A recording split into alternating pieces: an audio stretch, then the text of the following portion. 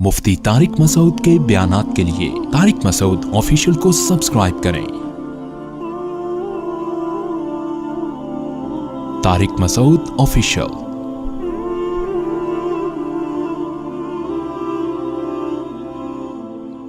یا ایھا الذین آمنوا، اے لوگو جو ایمان لائے ہو، استعینوا بالصبر والصلاۃ، صبر اور نماز کے ذریعے مدد طلب کرو۔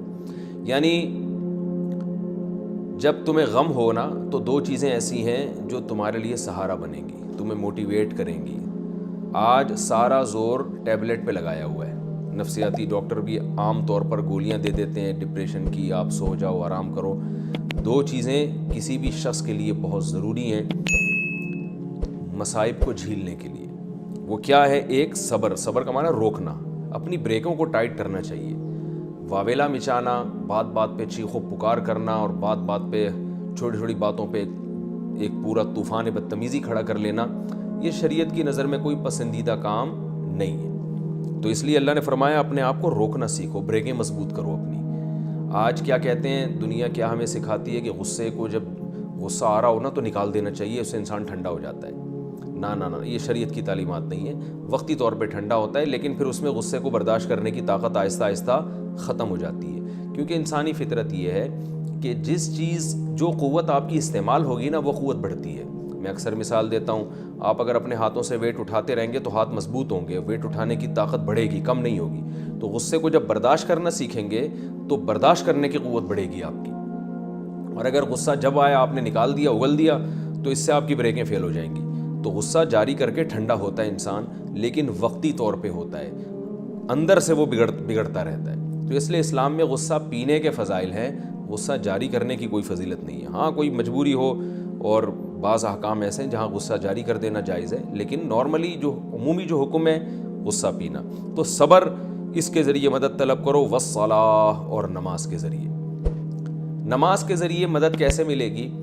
کہ جب انسان کسی کے لیے قربانی دے رہا ہوتا ہے تو جس کے لیے قربانی دے رہا ہے اس سے تعلقات اچھے ہوں گے، اس کی محبت دل میں ہوگی تو قربانی آسان ہو جائے گی۔ اب مسلمان پر جو کچھ آزمائش آتی ہے وہ تو اسلام پہ چلنے کی وجہ سے آ رہی ہے نا، تو اسلام پہ چل رہا ہے اللہ کے لیے، تو جب اللہ سے دوستی مضبوط ہوگی تو پھر یہ قربانی اور یہ صبر اس کے لیے آسان ہو جائے گا۔ اور اللہ سے دوستی کا بہترین ذریعہ نماز ہے، کیونکہ آپ جیسے ہی نماز سے باہر نکلتے ہو نا آپ کے سگنل پوری دنیا سے بحال ہو جاتے ہیں، ہر خبر آپ سنتے ہو، ہر چیز آپ اپنی آنکھوں سے دیکھتے ہو، لیکن جیسے ہی تکبیر تحریمہ کہہ کے آپ نیت باندھتے ہو تو ساری دنیا سے رابطہ آپ کا منقطع، تو اللہ سے رابطہ آپ کا بحال ہو جاتا ہے۔ تو انسان کی فطرت ہے جس چیز کے ساتھ زیادہ ٹائم گزارتا ہے اس سے محبت بڑھتی ہے۔ میں لوگوں کو مثالیں دیتا ہوں نا، گدھا بھی پال لیں گے نا تھوڑے دنوں میں اس سے بھی محبت ہو جاتی ہے انسان کو۔ تو کوئی حسین، کوئی خوبصورت بچہ لے کے پالیں گے، اچھا بچہ ہوگا، اس کی اچھی طبیعت ہوگی تو کتنی زیادہ محبت ہو جاتی ہے لوگوں کو۔ تو اللہ کی ذات سے بڑھ کر کون ہو سکتا ہے؟ تو اگر اللہ کے ساتھ رہنا شروع کر دیں گے نماز کے ذریعے تو بہت زیادہ محبت اللہ تعالیٰ سے پیدا ہو جائے گی، اور آپ کو یہ احساس ہوگا کہ یہ دنیا دار فانی ہے۔ تو اس لیے اللہ نے فرمایا، ہم نے دیکھا ہے بڑے بڑے بزرگوں کو جب کوئی ٹینشن ہوتی تھی نمازیں شروع کر دیتے تھے، وہ نماز میں ان کا دل پھر اور زیادہ لگتا تھا۔ تو یہ انسان کے لیے بہترین تسلی کی چیز ہے۔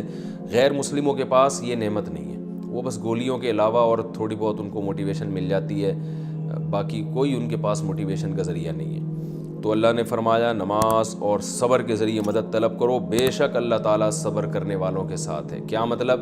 صبر کے ذریعے تمہاری بریکیں بھی مضبوط ہوں گی اور تمہارے اندر قوت برداشت بھی پیدا ہوگی، اور ایک اور بات ہے جو تمہیں نظر نہیں آ رہی، وہ کیا؟ اللہ تمہارے ساتھ ہو جائے گا۔ تو ظاہر ہے جب اللہ ساتھ ہو جائے گا تو وہ بھی تمہارے دل کو تھامے گا۔ جیسے قرآن میں حضرت موسیٰ کی ماں کے بارے میں آتا ہے نا، وَرَبَطْنَا عَلَىٰ قَلْبِهَا، ہم نے موسیٰ کی ماں کے دل کو تھام لیا۔ إِن كَادَتْ لَتُبْدِي بِهِ، حضرت موسیٰ کی ماں نے جب بچے کو صندوق میں ڈالا اور وہ صندوق فرعون کے محل میں گیا، تو اب حضرت موسیٰ کی ماں کا دل چاہ رہا تھا میں جا کے بتا دوں کہ میرا بچہ ہے، بتا دیتی تو ظاہر ہے وہ قتل کر دیتے۔ تو ایسے موقع پر حضرت موسیٰ کی ماں نے کچھ صبر کیا اور اس کی برکت سے باقی کی توفیق اللہ نے دے دی۔ اللہ فرماتے ہیں کہ وہ قریب تھا کہ جا کے بتا دیتی، لیکن اب اللہ نے ان کے دل کو مضبوطی سے تھام لیا اور ان کو مزید برداشت کی طاقت پیدا کر دی۔ تو کچھ کام آپ کریں گے، باقی کام اللہ کرے گا، کچھ اللہ بھی آپ کے ساتھ ہو جائے گا۔ اس سے آپ کو مصیبتوں کو برداشت کرنا اور آسان ہو جائے گا۔ اور انسان کے لیے سب سے بڑی مصیبت ہے موت۔ دنیا میں آدمی ہر چیز برداشت کرتا ہے، موت کوئی نہیں چاہتا۔ تو اللہ نے اس سب سے بڑی مصیبت کا ذکر کیا کہ تم اگر اللہ کے لیے مصیبتیں برداشت کر رہے ہو اور تم پر مصیبتیں آ رہی ہیں تو یہ ناکامی کی علامت نہیں ہے، یہ تمہارے کامیاب ہونے کی دلیل ہے۔ اس لیے کہ جو سب سے بڑی ناکامی جس کو دنیا میں سمجھا جاتا ہے وہ موت ہے، تو اللہ کے لیے اگر کوئی مر بھی گیا نا تو وہ مرا ہی نہیں ہے، وہ تو حقیقت میں زندہ ہو گیا ہے، تو وہ تو اور زیادہ فضیلت کی چیز ہے۔ تو جب موت جیسی مصیبت بھی نعمت ہے تو چھوٹی موٹی مصیبتیں کتنی بڑی وہ کیوں نعمت نہیں ہوں گی؟ اس لیے اللہ نے فرمایا وَلَا تَقُولُوا لِمَن يُقْتَلُ فِي سَبِيلِ اللَّهِ، جو اللہ کے راستے میں قتل کر دیے جائیں۔ اللہ کے راستے کا مفہوم بہت وسیع ہے، میدان جہاد میں لڑتے ہوئے، حق بیان کرتے ہوئے، کسی بھی طرح حق کی وجہ سے کسی کو شہید کیا جائے۔ حتیٰ کہ جو صحافی حق بیان کرتے ہیں اور صحیح باتیں کرتے ہیں، ان کو حق بیان کرنے کی وجہ سے قتل کر دیا جاتا ہے، تو وہ بھی اس فہرست میں داخل ہے، کیونکہ جو بھی حق کی خاطر قتل کیا جائے گا وہ سارے اس میں داخل ہیں۔ اللہ فرماتے ہیں جو لوگ اللہ کے راستے میں قتل کر دیے جائیں ان کو مردہ مت کہو، بل احیا، وہ زندہ ہیں، وَلَٰكِن لَا تَشْعُرُونَ، لیکن تمہیں شعور نہیں ہے۔ یاد رکھیں یہ جو اللہ تعالیٰ نے شہید کے بارے میں کہا کہ اس کو مردہ مت کہو، تو بذات خود فقہا یہ بیان کرتے ہیں کہ شہید کو مردہ کہنا بذات خود ایک جائز عمل ہے۔ تبھی حدیث میں بھی شہید کے لیے مقتول کا لفظ استعمال ہوا ہے، میت کا لفظ استعمال ہوا ہے، ماتا کا لفظ استعمال ہوا ہے کہ اس کا انتقال ہو گیا، تو یہ فی نفسی ہی جائز عمل ہے۔ یہاں جو قرآن میں کہا گیا ہے نا، اس کا مطلب یہ ہے کہ عام مردوں کی طرح مردہ مت کہو اس کو، وہ عام مردوں کی طرح نہیں ہے، مردہ سمجھ کے مردہ مت کہو اس کو۔ اور مردہ سمجھنے سے مراد جیسے عام مردے ہوتے ہیں، نا بل احیا، وہ زندہ ہے۔ اب کیسی زندگی ہے یہ چیز تمہاری عقل سے بالاتر ہے، کیونکہ وَلَٰكِن لَا تَشْعُرُونَ، تمہیں شعور نہیں ہے، تمہارے عقل میں اللہ نے اتنی صلاحیت نہیں رکھی ہے کہ تم شہید کی زندگی کو پہچان سکو۔ تو اس لیے علماء نے فرمایا ہے کہ اس آیت میں اللہ تعالیٰ نے شہید کے بارے میں بتایا کہ شہید کو ایک خاص قسم کی زندگی ملتی ہے جو عام مردوں کو نہیں ملتی، اور وہ زندگی اتنی اعلیٰ زندگی ہے کہ وہ ہم اس کا ادراک نہیں کر سکتے۔ اور بعض علماء نے یہ بات بھی لکھی ہے کہ اسی طاقتور زندگی کے اثرات ہیں کہ اکثر اوقات مشاہدہ ہے کہ شہید کا جسم خراب نہیں ہوتا۔ میں نے خود شہید دیکھے، 6 مہینے بعد قبر کھولی گئی، بالکل جسم سلامت ہے اور خون سے خوشبو آ رہی ہے۔ تو یہ اسی شہادت کے بعض علماء کے نزدیک اثرات ہوتے ہیں، اسی زندگی کے اثرات ہوتے ہیں۔ تو لیکن یہ کوئی قاعدہ کلیہ نہیں ہے۔ تو بہرحال شہید کو ایک خاص قسم کی زندگی ملتی ہے، بہت طاقتور حیات ملتی ہے، اور بعض روایتوں میں یہاں تک بھی آتا ہے، اس کی سند کی مجھے پوری تحقیق نہیں ہے، کہ شہید کی باڈی کے ساتھ جو کچھ ہو رہا ہوتا ہے وہ دیکھ رہا ہوتا ہے۔ تو بہرحال اسے اللہ نے خاص زندگی دی ہے جو عام مردوں کی طرح نہیں ہے، اور وہ ہم اس کا ادراک پورے طور پر نہیں کر سکتے، اس لیے اللہ نے بتا دیا۔ تو یعنی ہمیں تو اس پہ ترس آئے گا، ہائے بیچارہ مر گیا، ہائے دنیا سے چلا گیا۔ دنیا سے چلا گیا کا مطلب نعمتوں سے محروم ہو گیا، تو اللہ فرماتے ہیں نعمتوں سے وہ محروم نہیں ہوتا، وہ تم سے زیادہ مزوں میں ہوتا، اسے طاقتور حیات ملتی ہے، لیکن تمہیں اس کا شعور نہیں ہے۔ سورہ یاسین میں ہے نا کہ وَجَاءَ مِنْ أَقْصَى الْمَدِينَةِ رَجُلٌ يَسْعَىٰ، کہ حضرت عیسیٰ علیہ السلام کے 3 قاصد گئے تھے کسی قوم کو سمجھانے کے لیے، تو وہ قوم ایمان نہیں لے کر آئی، تو شہر کے کنارے سے ایک شخص دوڑتا ہوا آیا اور قوم سے کہنے لگا ان کی باتوں پر ایمان لے آؤ۔ قوم نے اس شخص کو قتل کر دیا۔ قرآن کے الفاظ ہیں کہ جیسے ہی قتل کیا ہے اس کو، قال یا لیت قومی یعلمون، اس کی الفاظ کیا اس کی زبان سے نکلے، ہائے کاش میری قوم کو پتہ چل جائے، بما غفر لی ربی وجعلنی من المکرمین، کہ میرے رب نے میری خطاؤں کو بھی معاف کر دی اور مجھے کتنی عزت دی ہے۔ یعنی قوم تو سمجھ رہی ہے کہ ایک لاش پڑی ہوئی ہے، اور اس کے الفاظ یہ ہیں کہ کاش میری قوم کو پتہ چل جائے کہ اللہ نے مجھے کتنی عزت دی اور میں کتنے مزے میں ہوں، تو یہ سارے ایمان لے آئیں۔ یہ تو گویا لاش پہ میری یعنی افسوس کر رہے ہیں بندہ ہم نے مار دیا۔ تو اتنا بڑا اللہ نے شہید کو مقام دیا ہے کہ وہ عام مردوں کی طرح نہیں ہے۔ عام مردوں کے ساتھ الگ معاملات ہوتے ہیں، شہید کے ساتھ الگ معاملات ہوتے ہیں۔ تو اس کو جو موت کے بعد جو اس کی زندگی ہے وہ اس زندگی سے کروڑہ گنا اچھی ہوتی ہے۔ تو اس معنی میں کہا گیا کہ اس کو مردہ، عام مردوں کی طرح مردہ مت کہا کرو۔ تبھی اللہ نے شہید کے لیے اسلام نے جو ہے نا ایک لفظ الگ سے وضع کیا ہے، شہید کا لفظ، جو دنیا میں کسی قوم کے پاس نہیں ہے. تو کیونکہ مردہ کہنے میں اس کی بے اکرامی ہے، کیونکہ لوگ اس کو عام مردوں کی طرح سمجھیں گے، تو اس لیے اسلام نے اس کو پروٹوکول دیا کہ جو حق کی خاطر جان دیتا ہے اس کو شہید کا لفظ کہا جائے گا. اور یہ اتنا مبارک مقدس لفظ ہے کہ اس لفظ میں وہ وحشت نہیں ہے جو کسی کو مردہ کہنے میں وحشت. کہتے ہیں نا 3 آدمی مرے پڑے ہوئے تھے تو ایک دم وحشت ہوتی ہے، لیکن جب آپ کہتے ہیں تین جو ہے نا 3 شہید میں نے اپنی آنکھوں سے دیکھے، فوراً دل میں ان کی ایک قدر پیدا ہوتی ہے، یار یہ تو بڑے مبارک لوگ ہیں، شہید ہیں. تو یہ اتنا مبارک لفظ ہے کہ اب غیر مسلم بھی اسلام سے یہ لفظ ادھار لے کر اپنے مردوں پہ فٹ کر رہے ہیں. آپ دیکھیں ہندو فوجی جب ہلاک ہوتے ہیں تو ان کے لیے تو ہلاکت کا لفظ ہے، کیونکہ وہ اس لیے ہلاکت کا لفظ ہے کہ یہ اسلام کا لفظ یہ تو صرف مسلم کے لیے استعمال ہو سکتا ہے، غیر مسلم کے لیے تو اسلام نے یہ لفظ وضع ہی نہیں کیا. لیکن غیر مسلم بھی مجبور ہیں کہ اپنے مردوں کو وہ بھی شہید کے لفظ سے تعبیر کر رہے ہیں، وہ بھی جناب اپنے جو بھی حق کی خاطر، ان کے خیال میں جو بھی حق کی خاطر لڑکے قتل ہوتا ہے تو اس کے لیے شہید کا لفظ استعمال کر رہے ہیں وہ. تو اس لیے اللہ نے فرمایا کہ وَلَٰكِن لَا تَشْعُرُونَ، تو جب یہ اللہ کے راہ میں مرنا اتنا مبارک عمل ہے جو سب سے بڑی مصیبت ہے، تو چھوٹی موٹی مصیبتوں کی بھی ایک فضیلت ہے اور اس پہ صبر کرنے سے تمہیں ثواب ملے گا، کیونکہ وہ سب اللہ کی خاطر ہے.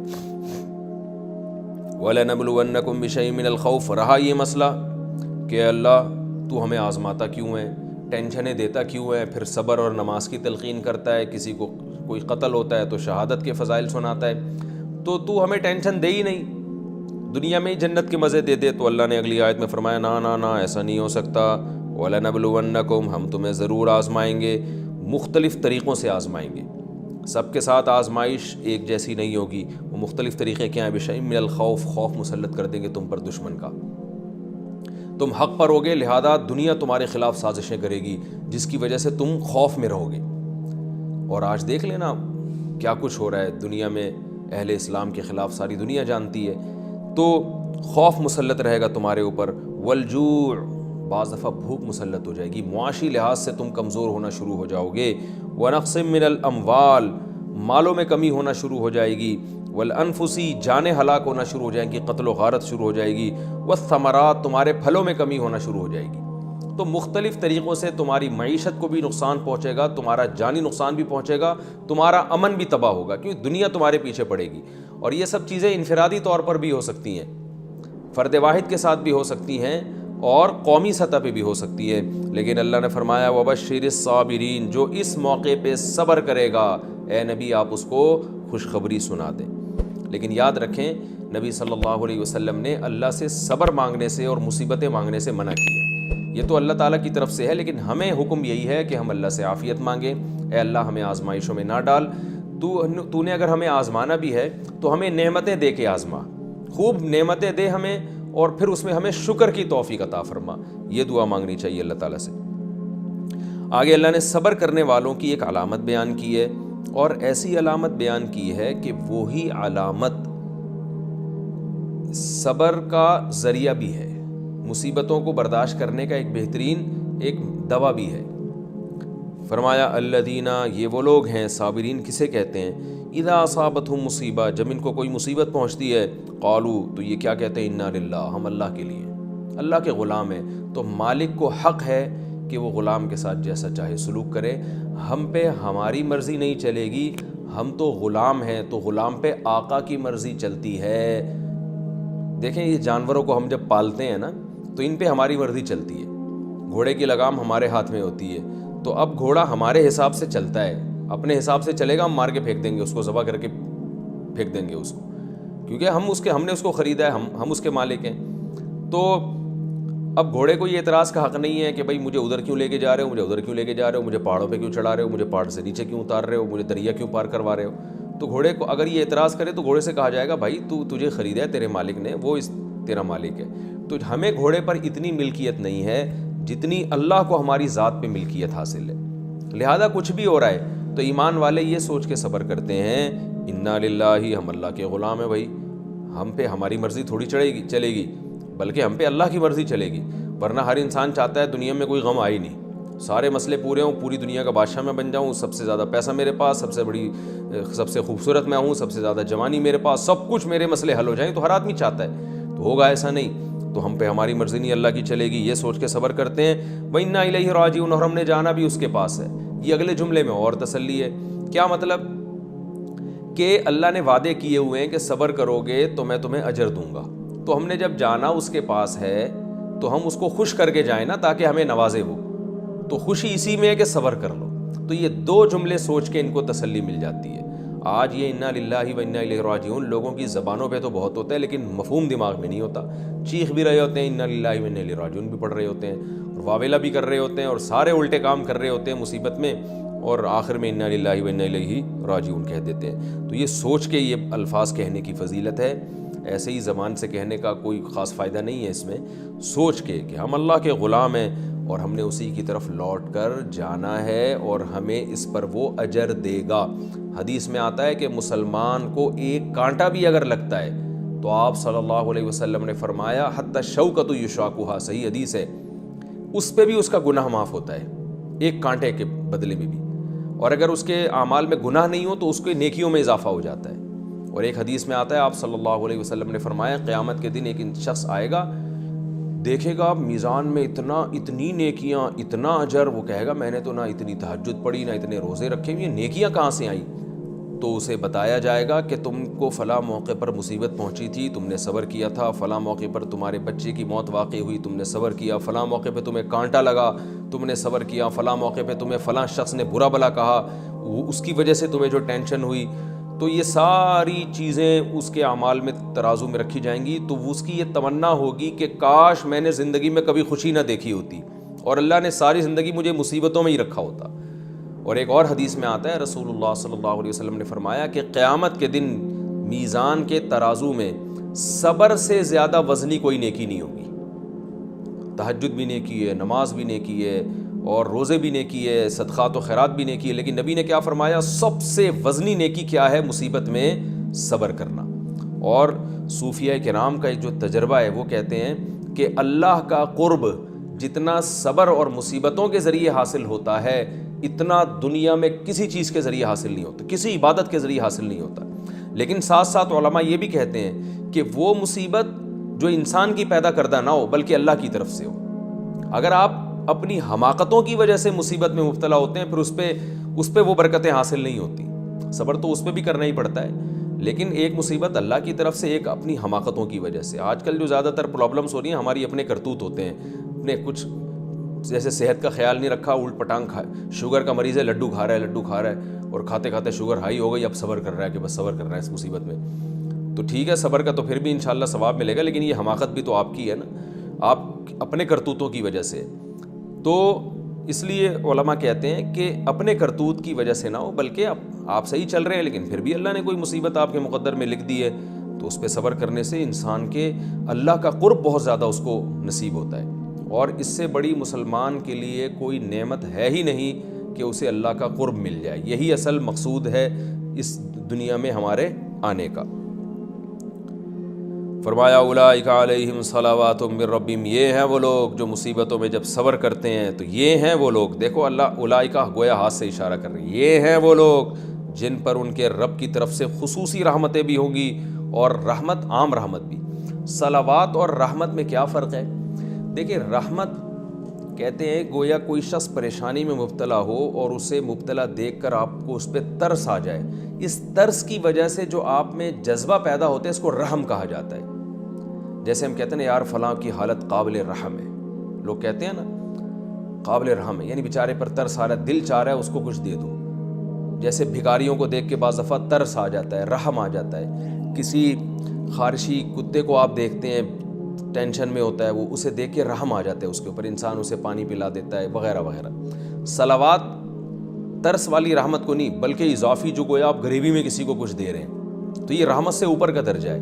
یہی وجہ ہے کہ رسول اللہ صلی اللہ علیہ وسلم کے لیے جب رحمت کی دعا مانگی جائے گی تو رحمت کا لفظ استعمال نہیں کیا جاتا, صلات کا لفظ استعمال کیا جاتا ہے. ہم یہ کہتے ہیں اللہم صلی علی محمد, یہ نہیں کہتے اللہم ارحم محمد صلی اللہ علیہ وسلم, اللہ محمد صلی اللہ علیہ وسلم پر رحم فرما, یہ نہیں کہتے. کیوں رحم کا لفظ کیوں استعمال نہیں کرتے؟ اس لیے کہ نبی کے دنیا سے جانے کے بعد جب ہم یہ کہیں گے اللہ نبی پر رحم فرما، تو اس میں گویا اس طرف اشارہ ہے کہ نبی کوئی معاذ اللہ خدا نہ خواستہ کسی پریشانی میں ہے، ٹینشن میں ہے، تو ہم اللہ سے کہہ رہے ہیں کہ اپنے نبی پہ ترس کھا، تو اس میں نبی صلی اللہ علیہ وسلم کی ایک قسم کی توہین ہے۔ بلکہ آپ کے دنیا سے جانے کے بعد اللہ نے آپ کو ایسے اعلیٰ حالت میں رکھا ہے کہ اب آپ پہ جو ہے نا کوئی ایسی کنڈیشن ہی نہیں ہے کہ آپ پہ کوئی ترس کھائے، بلکہ اب صلوات کا موقع ہے کہ اللہ اپنی طرف سے اضافی رحمتیں نازل فرما آپ پر، اضافی آپ کو نعمتیں عطا فرما۔ تو اس لیے نبی کے لیے صلات کا لفظ استعمال کیا جاتا ہے، رحم کا لفظ نہیں۔ اور بعض علماء نے یہ حکمت لکھی ہے کہ رسول اللہ صلی اللہ علیہ وسلم کا نماز جنازہ بھی اسی لیے نہیں پڑھایا گیا کہ نماز جنازہ مغفرت کی دعا کے لیے مغفرت کے لیے ہوتا ہے، اور نبی انبیاء کے لیے مغفرت کی دعا جائز نہیں ہے، کیونکہ وہ جب دنیا سے جاتے ہیں ان کے اعمال میں گناہ ہوتا ہی نہیں ہے، تو ان کو مغفرت کی نہیں بلکہ اللہ کی اضافی رحمتوں کی ضرورت ہوتی ہے۔ تو اس لیے نماز جنازہ نبی کا ہوا ہی نہیں ہے، بلکہ صلاۃ والسلام پڑھا گیا ہے۔ صحابہ جوق در جوق آتے تھے اور آپ صلی اللہ علیہ وسلم پر درود و سلام پڑھ کے چلے جاتے تھے۔ تو یہ بھی ایک حکمت بیان کی گئی ہے کہ آپ صلی اللہ علیہ وسلم کا جنازہ باقاعدہ کیوں نہیں ہوا جیسے نماز جنازہ ہوتی ہے۔ تو نماز جنازہ امتی کا ہوتا ہے کیونکہ امتی کو مغفرت کی دعا کی ضرورت ہے، لیکن انبیاء جو ہیں ان کا مقام ایسا ہے کہ اللہ نے ان کو اس سے اب مستثنیٰ کر دیا، یہ اللہ نے اپنی خاص رحمت کی ہے ان کے اوپر۔ تو اس لیے عام امتی کے لیے رحمت کی دعا ہوگی اور نبی کے لیے صلات کی دعا ہوگی، اللہم صلی علی، صلات بھیج، صلی علی۔ البتہ علماء نے یہ بات بیان کی ہے کہ نبی کے ضمن میں امت کے لیے صلات کی دعا جائز ہے۔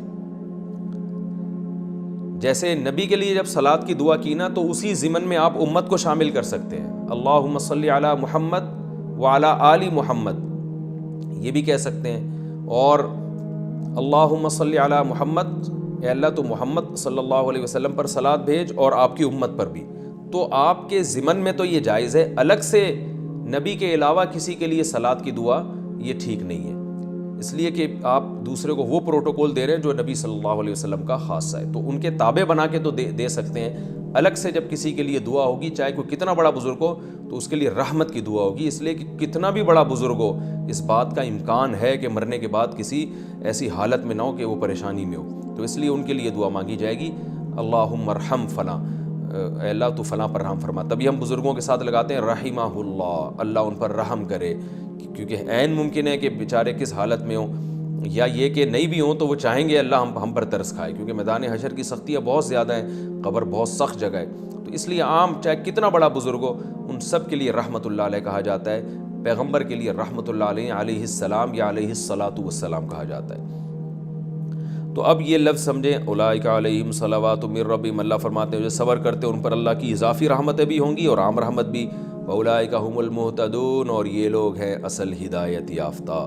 اصل جو کرائٹیریا ہے نا کسی کو ناپنے کا کہ کون کتنا ایمان میں تگڑا ہے، تو وہ پریشانی میں پتہ چلے گا کہ کس کا کتنا ایمان ہے۔ آگے جو آیتیں ہیں ان کا ایک شان نزول ہے۔ اسلام جب دنیا میں آیا تو زمانہ جاہلیت کی بہت سی رسومات کو ختم کر دیا۔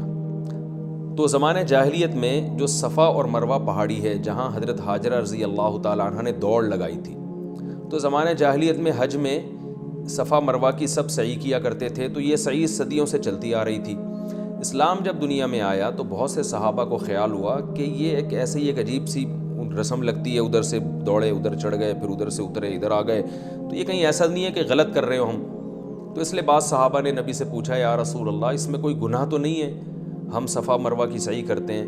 تو اس کا جواب قرآن میں نازل ہوا کہ زمانہ جاہلیت کی ہر چیز غلط نہیں ہے، بہت سی چیزیں ٹھیک بھی ہیں، ان میں سے ایک صفا مروہ کی سعی بھی ہے کہ یہ بالکل ٹھیک ہے۔ ان الصفا والمروۃ من شعائر اللہ، فرمایا صفا مروہ کوئی جاہلیت کے شاعر میں سے نہیں ہے بلکہ شاعر اللہ میں سے ہے، اللہ کی نشانیوں میں سے ایک نشانی ہے۔ فمن حج البیت او اعتمر، لہذا جو کوئی حج کرے گا یا عمرہ کرے گا، فلا جناح علیہ ان یطوف بہما، اس پر کوئی گناہ نہیں ہے کہ طواف کرے وہ، یعنی طواف کا مطلب چکر لگائے، اس سے وہ طواف مراد نہیں ہے جو بیت اللہ کے گرد کیا جاتا ہے، اس سے مراد چکر، یعنی جائے واپس آنا پھر جانا، جو 7 دفعہ سعی کی جاتی ہے، کوئی گناہ نہیں ہے۔ حضرت عائشہ رضی اللہ تعالیٰ عنہ سے کسی نے سوال پوچھا تھا کہ کیا صفا مروہ کی سعی کرنا ضروری ہے حج اور عمرے میں؟ انہوں نے فرمایا ہاں۔ تو انہوں نے قرآن کی آیت پڑھی کہ اللہ تو فرماتے ہیں کہ جو حج کرے عمرہ کرے اور سعی اگر وہ کر لے تو کوئی گناہ نہیں ہے، تو اس سے تو پتہ چل رہا ہے سعی کرنا جائز ہے، یہ تھوڑی پتہ چل رہا ہے کہ واجب ہے، لازمی ہے، یہ کہاں پتہ چل رہا ہے؟ اس سے تو پتہ چل رہا ہے کہ بھائی کوئی اگر کر لے تو کوئی گناہ نہیں ہے۔ امی عائشہ رضی اللہ تعالیٰ عنہ نے جواب دیا، بڑی فقیہہ تھی، انہوں نے فرمایا کہ اگر اس آیت کا یہ مطلب ہوتا کہ صفا مروہ کی سعی ضروری نہیں ہے تو آیت کا انداز یہ نہیں ہوتا فلا جناح علیہ ان یطوف بہما، کہ اس پر کوئی گناہ نہیں ہے کہ ان کا چکر لگائے، بلکہ آیت یوں ہوتی فلا جناح علیہ الا یطوف بہما، کہ اس پر کوئی گناہ نہیں ہے کہ ان کا طواف نہ کرے۔ یہ بڑی ذہانت کی بات ہے امی عائشہ رضی اللہ، اس کے لیے آئی کیو لیول بہت اونچا ہونا چاہیے۔ تبھی علماء کہتے ہیں امی عائشہ نے جو یہ جواب دیا نا ساحل کو، یہ آپ کے مینٹل اپروچ کی ایک مینٹل لیول بہت ہائی تھا آپ کا، یہ بڑی یعنی حکمت کی بات ہے، اس سے پتہ چلتا آپ بہت بڑی فقیہہ تھیں۔ اب میں اس کو تھوڑا سا سمجھاتا ہوں، کیا مطلب؟ دیکھیں عبادت کے بارے میں کبھی یہ انداز نہیں ہوتا کہ تم اگر نماز پڑھ لو تو تم پہ کوئی گناہ نہیں ہے۔ عبادت کا انداز تو یہ ہوتا ہے کہ تم نماز اگر نہیں پڑھو گے تو کوئی گناہ نہیں ہے، اور پڑھ لو تو ثواب کی بات ہے، یوں ہوگا نا۔ تو امی عائشہ نے اپنے اس جواب میں اشارہ کر دیا کہ اصل میں یہ ایک سوال کا جواب ہے۔ سوال یہ پوچھا گیا تھا کہ صفا مروہ کی سعی میں گناہ تو نہیں ملے گا، زمانے جاہلیت کی رسم ہے، تو اللہ نے فرمایا کوئی گناہ نہیں ملے گا۔ اس میں اس سے بحث ہی نہیں ہے کہ صفا مروہ کی سعی کرنا لازم ہے یا نہیں، یہ آیت اس سے خاموش ہے، وہ ہمیں حدیث سے پتہ چلتا ہے کہ لازم ہے۔ پھر امی عائشہ نے جواب یوں دیا کہ اگر یہ آیت یہ بیان کرنے کے لیے آتی نا صفا مروہ کی سعی لازم نہیں ہے، تو پھر یہ سٹائل تھوڑی ہوتا، یہ انداز تھوڑی ہوتا کہ کوئی گناہ نہیں ہے طواف نہ کرو، بلکہ یہ انداز ہوتا کہ کوئی گناہ نہیں ہے کہ طواف مت کرو، یعنی طواف کرنا ضروری نہیں ہے۔ تو امی عائشہ نے اس کو جواب دیا کہ یہ اصل میں ایک سوال کی طرف اشارہ ہے، اس سوال کے جواب میں کہا جا رہا ہے۔ تو اس سے پتہ چلتا ہے کہ قرآن و سنت کو سمجھنے کے لیے جو ہے نا بہت فقاہت چاہیے، صرف لفظی آیتوں سے لوگ نہیں سمجھ لیتے قرآن، جیسے کہ آج کل بس لفظی ترجمہ سے ہر آدمی فنٹر بننے کی کوشش کر رہا ہے۔ تو اب باقی صفا مروہ کی سعی جو ہے حنفیہ کے نزدیک واجب ہے، بعض ائمہ کے نزدیک حج اور عمرے کا رکن ہے، اور بعض ائمہ کے نزدیک مستحب ہے۔ تو وہ ایک فقہی اختلاف ہے علماء کے درمیان، لیکن اتنا ضرور ہے کہ احناف کے ہاں اگر صفا مروہ کی سعی چھوڑ دی تو حج اور عمرہ تو ہو جائے گا، مگر دم دینا پڑے گا آپ کو۔ ومن تطوع خیرا، اللہ فرماتے ہیں جو بھی خیر کا کام کرے گا، نیکی کرے گا، تو اللہ اس کی نیکی کا قدردان بھی ہے اور اسے جاننے والا بھی ہے۔